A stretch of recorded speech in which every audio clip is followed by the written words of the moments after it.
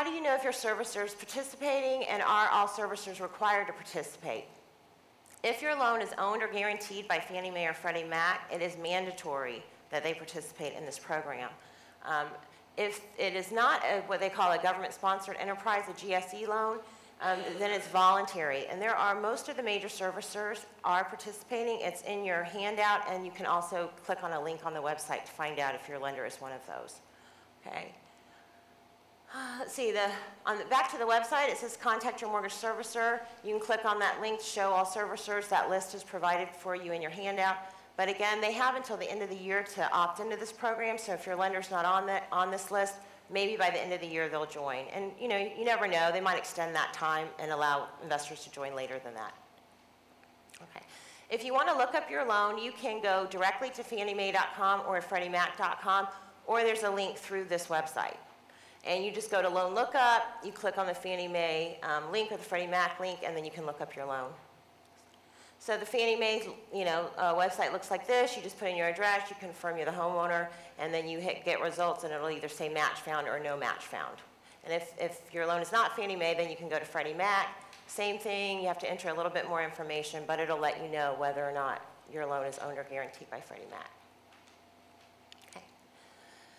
Okay, so if you meet all of these criteria and you know that your loan is eligible for this modification, the way that they're going to get your housing payment down to that 31% that we talked about, that would be the goal, they can do that one of a few ways. The first way is to lower your interest rate, and the Treasury is providing incentives to lower it as low as 2%.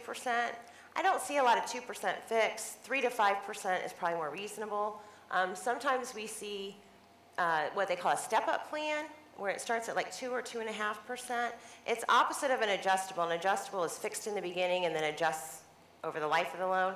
In the step-up plan, it'll adjust in the beginning. So it might go from 2.5 to 4 in the first 5 or 6 years, and then it'll fix for the rest of the time. So it's still a good modification, but typically we see more the 3 to 5%.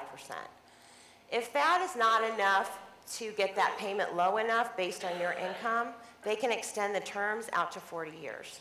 Okay, so we do see that a lot as well. And lastly, they can defer a portion of your principal amount, or they can do a principal reduction. Now this is an option, it's not mandatory. A lot of lenders won't do it. They draw the line there, they say we're not gonna do principal reductions. And my theory is the fear is that if they do it for you, they'll have to do it for all of their borrowers. And the goal of the modification is not to provide you with a better investment, but to give you a payment that you can afford. So they're afraid to do that principal reduction. We have seen it. I personally got one. I'm very lucky. My investors were very aggressive, so I got a huge principal reduction, but I know a lot of lenders say they just don't do it.